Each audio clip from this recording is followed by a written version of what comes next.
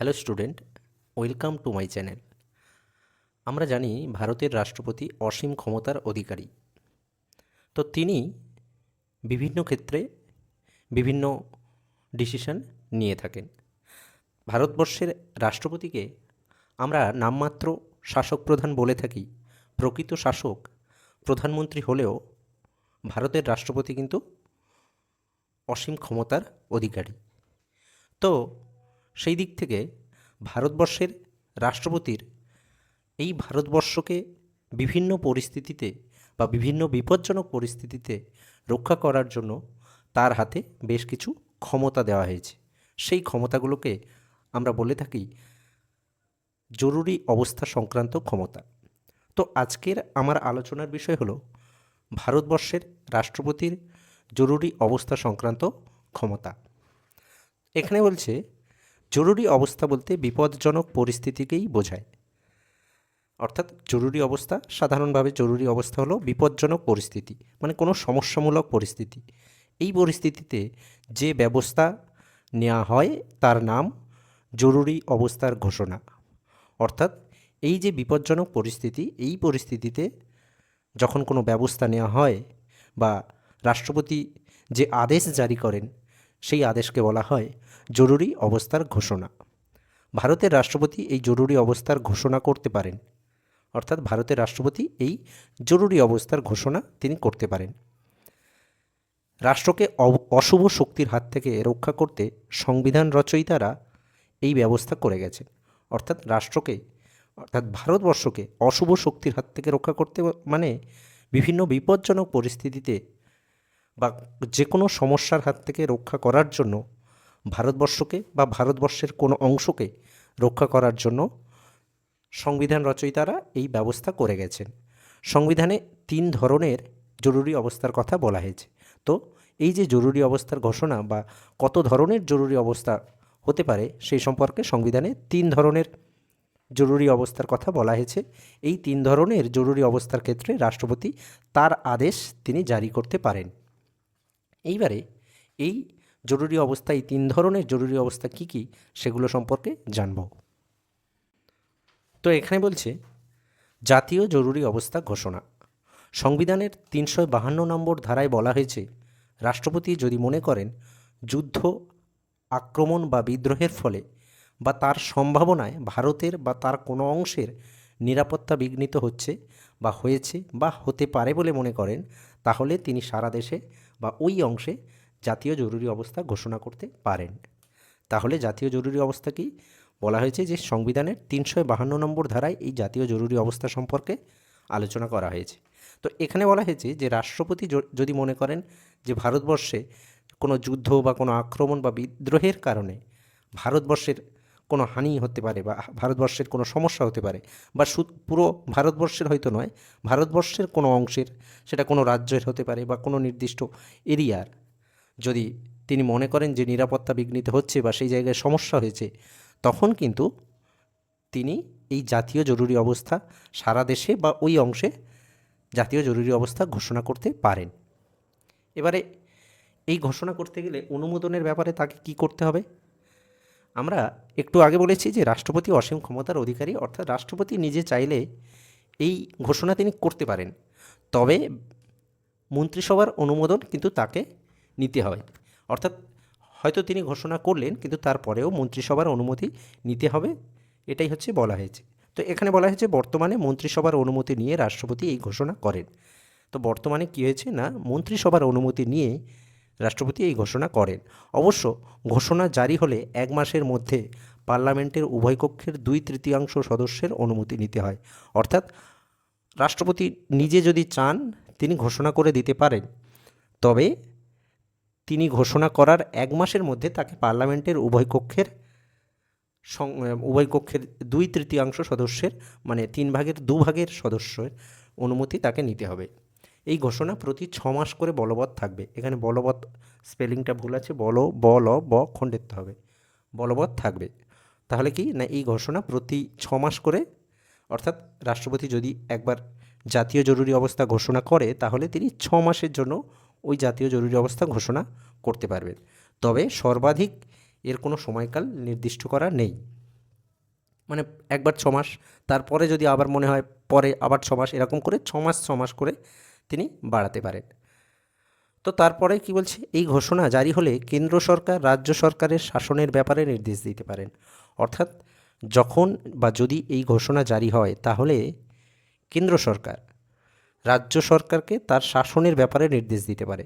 অর্থাৎ যদি ধরে নেওয়া যাক কোনো একটা রাজ্য, ধরি পশ্চিমবঙ্গের,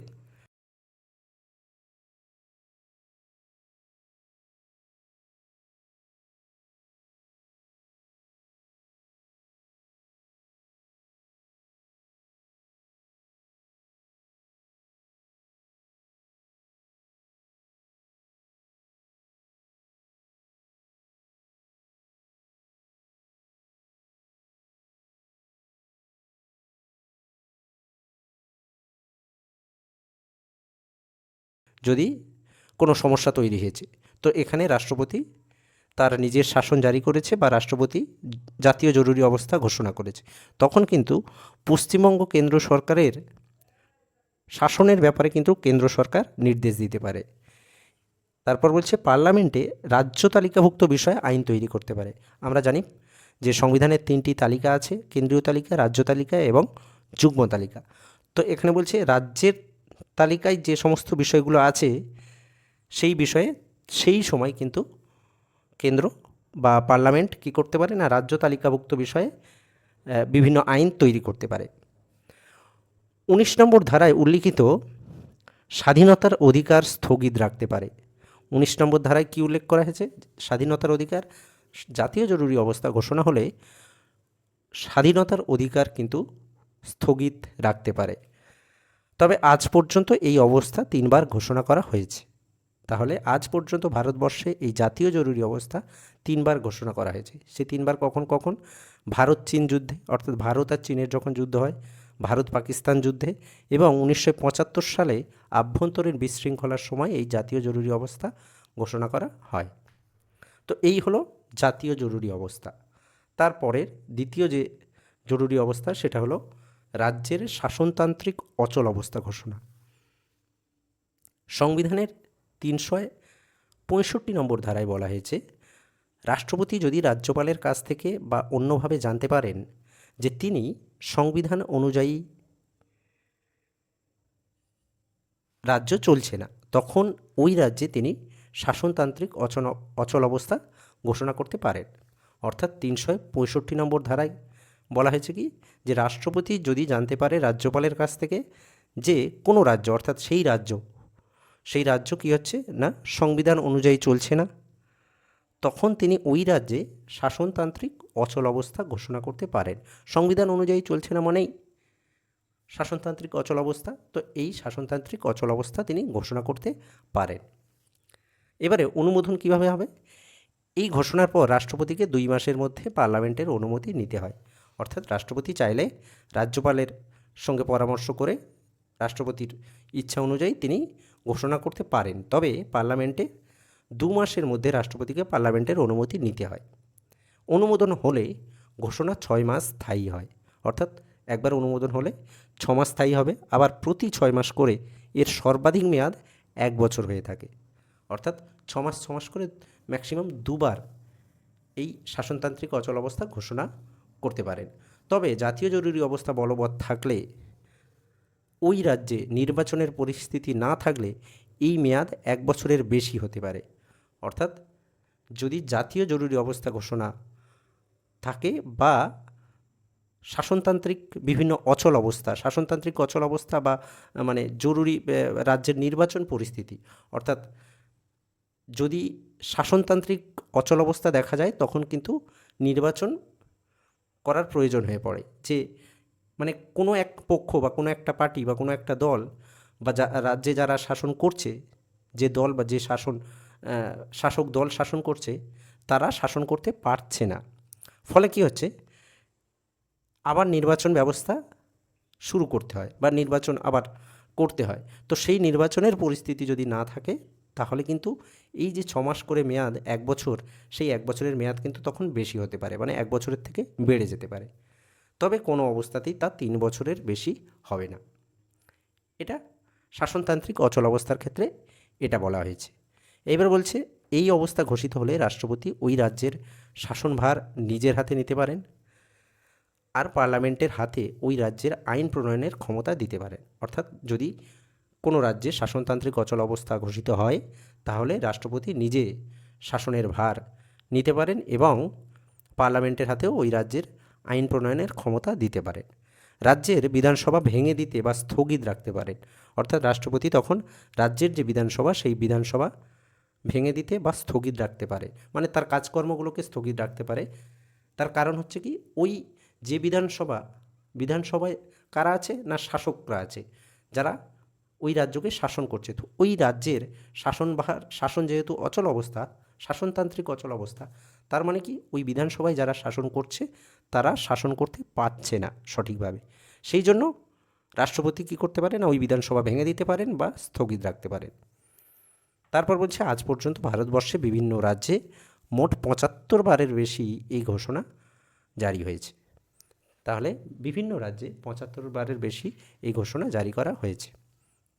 তারপর তৃতীয় জরুরি অবস্থা, আর্থিক জরুরি অবস্থা। সংবিধানের ৩৬০ নম্বর ধারায় বলা হয়েছে, ভারত বা তার কোনো অংশে যদি আর্থিক সম্মান বা স্থায়িত্ব বা আর্থিক সুনাম নষ্ট হয়, তাহলে রাষ্ট্রপতি আর্থিক জরুরি অবস্থা ঘোষণা করতে পারেন। তাহলে সংবিধানের ৩৬০ নম্বর ধারায় বলা হয়েছে, ভারতের বা তার কোনো অংশে যদি আর্থিক সম্মান, আর্থিক স্থায়িত্ব বা আর্থিক সুনাম নষ্ট হয়, মানে আর্থিক কোনো সমস্যা, আর্থিক দিক থেকে কোনো জটিলতা হলে তখন কিন্তু রাষ্ট্রপতি আর্থিক জরুরি অবস্থা ঘোষণা করতে পারেন। এর ফলে কেন্দ্র সরকার রাজ্য সরকারকে আর্থিক ব্যাপারে নির্দেশ দিতে পারে। অর্থাৎ যখনই এই সমস্ত জরুরি অবস্থা ঘোষণা হবে, সেটা জাতীয় জরুরি অবস্থা হোক, শাসনতান্ত্রিক বা আর্থিক জরুরি অবস্থা হোক, তখন কিন্তু শাসনের ভার সরাসরি কেন্দ্রের হাতে বা রাষ্ট্রপতির হাতেই চলে যাবে। তো রাজ্যের শাসনের ভার কেন্দ্রের হাতে, কেন্দ্র সরকারের হাতে চলে যাবে। তো সেই জন্য বলছি, এর ফলে কেন্দ্র সরকার রাজ্য সরকারকে আর্থিক ব্যাপারে নির্দেশ দিতে পারে। তখন এবার কেন্দ্র সরকার রাজ্য সরকারকে আর্থিক ব্যাপারে নির্দেশ দেবে এবং কি হতে পারে না, সরকারি কর্মচারীদের বেতন ও ভাতা কমাতে নির্দেশ দিতে পারে। কেন্দ্র সরকার রাজ্যের সরকারি কর্মচারীদের বেতন ও ভাতা কমাতে নির্দেশ দিতে পারে। রাজ্যের অর্থ বিল কেন্দ্র বিবেচনা করতে পারে। অর্থাৎ রাজ্যের অর্থ বিল সাধারণত রাজ্য সরকারই পাস করে, কিন্তু তখন যখন আর্থিক জরুরি অবস্থা ঘোষণা হবে, তখন কিন্তু রাজ্যের অর্থ বিল কেন্দ্র বিবেচনা করবে। তবে এই ঘোষণা ভারতবর্ষে আজ পর্যন্ত হয়নি। ভারতবর্ষে আজ অবধি আর্থিক জরুরি অবস্থা ঘোষণা হয়নি, তার কারণ আর্থিক কোনো সমস্যা, সেইভাবে কোনো সমস্যা আজ অবধি দেখা যায়নি। এবার কি বলছে শেষে, রাষ্ট্রপতির এই জরুরি অবস্থা সংক্রান্ত ক্ষমতা বিভিন্নভাবে সমালোচিত হয়েছে। অনেকে মনে করেছেন রাষ্ট্রপতির এই ক্ষমতা তাকে একনায়কে পরিণত করতে পারে। অর্থাৎ অনেকে এই যে রাষ্ট্রপতির জরুরি অবস্থা, এটা একটা অসীম ক্ষমতা, তো এই ক্ষমতার সমালোচনা অনেকে করেছে। রাষ্ট্রবিজ্ঞানের যে কোনো ক্ষেত্রে কিন্তু বহু সমালোচনা হয়েছে। তো সেখানে বলছে যে অনেকে মনে করেছে যে রাষ্ট্রপতির এই ক্ষমতা রাষ্ট্রপতিকে একনায়কে পরিণত করতে পারে। আবার অনেকে এই ক্ষমতাকে যুক্তরাষ্ট্র বিরোধী বলেও বর্ণনা করেছে। অর্থাৎ যুক্তরাষ্ট্র, ভারত যেহেতু একটা যুক্তরাষ্ট্রীয় বৈশিষ্ট্য সম্পন্ন বা যুক্তরাষ্ট্র, সেহেতু এই ক্ষমতা যেহেতু একনায়কে পরিণত করবে, অর্থাৎ গণতন্ত্র থাকবে না, রাষ্ট্রপতি একাই ক্ষমতার অধিকারী হবেন। তো সেই জন্য বলছে যুক্তরাষ্ট্র বিরোধী, অর্থাৎ গণতন্ত্র বিরোধী, কারণ এই ক্ষমতার মাধ্যমে কেন্দ্র সরকার রাজ্য সরকারের বিভিন্ন বিষয়ে হস্তক্ষেপ করতে পারে।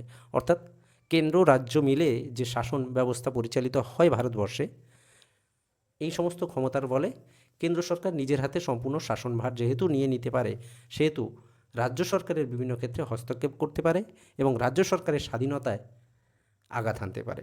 অর্থাৎ রাজ্য সরকারের তখন স্বাধীনতা থাকবে না। এটা অনেকে এই মত পোষণ করেছে।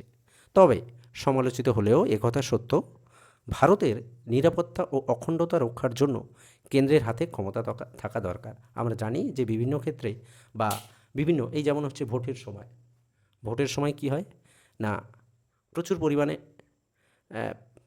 ফোর্সের প্রয়োজন হয়, প্রতিরক্ষা বাহিনীর প্রয়োজন হয়, তখন কিন্তু কেন্দ্রই কী করে থাকে না, পুলিশ প্রশাসন আরও বেশি করে পাঠায়, বা আরও আমরা দেখেছি র্যাব থেকে শুরু করে সিআরপিএফ থেকে শুরু করে বা আরও অন্যান্য যে ফোর্স তাদেরকে পাঠায়, এগুলো কে পাঠায়? কেন্দ্র পাঠায়। সিআরপিএফ এগুলোকেই কেন্দ্র পাঠায়। তার কারণ কেন্দ্র কি করে থাকে না, ভারতবর্ষের সম্পূর্ণ নিরাপত্তা বা অখণ্ডতা রক্ষার দায়িত্ব কিন্তু কেন্দ্রের হাতে থাকে এবং এটা কেন্দ্রের হাতে থাকা দরকার। তাহলে কি হবে, একটা জায়গা থেকে সমস্ত কিছু পরিচালিত হবে এবং খুব সহজেই যে কোনো ডিসিশন নেওয়া যাবে। তো সেই জন্য এই যে সমালোচনা হয়েছে, সেই সমালোচনার পরিপ্রেক্ষিতে আবার অনেকে বলেছে না, এটা থাকা দরকার। তাই রাষ্ট্রপতির এই ক্ষমতা যথার্থ বলেই অনেকে মনে করে। তবে এই ক্ষমতা যাতে সংকীর্ণ দলীয় স্বার্থে ব্যবহৃত না হয় সেদিকে লক্ষ্য রাখা উচিত। অর্থাৎ এই যে রাষ্ট্রপতির ক্ষমতা, এই ক্ষমতা আছে ভালো, কিন্তু এই ক্ষমতা যদি কোনো দলীয় স্বার্থে, অর্থাৎ দলের নিজের স্বার্থে বা রাষ্ট্রপতি কোনো দলের স্বার্থে ব্যবহার করে, তাহলে কিন্তু সেটা সমস্যা তৈরি হবে। তো সেই জন্য বলছি যে দলীয় স্বার্থে যাতে ব্যবহৃত না হয় সেদিকে লক্ষ্য রাখা উচিত। তো এই হলো রাষ্ট্রপতির জরুরি অবস্থা সংক্রান্ত ক্ষমতা। 2025 সালের যে এইচএস পরীক্ষা হবে, সেই পরীক্ষায় কিন্তু রাষ্ট্রপতির বিভিন্ন জায়গা থেকে প্রশ্ন আসবে। রাষ্ট্রপতির ক্ষমতা, পদমর্যাদা, রাষ্ট্রপতির জরুরি অবস্থা সংক্রান্ত ক্ষমতা বা রাষ্ট্রপতির নির্বাচন পদ্ধতি, অর্থাৎ রাষ্ট্রপতির থেকে কিন্তু একটা প্রশ্ন আসতে চলেছে। তো এটাই হলো রাষ্ট্রপতির জরুরি অবস্থা সংক্রান্ত ক্ষমতা। এছাড়া রাষ্ট্রপতির ক্ষমতা ও কার্যাবলী এর আগে ভিডিওতে আছে, যদি তোমাদের প্রয়োজন হয় তাহলে তোমরা দেখে নিতে পারো। তো আজ এ পর্যন্তই, দেখা হবে আবার পরের ভিডিওতে। ধন্যবাদ।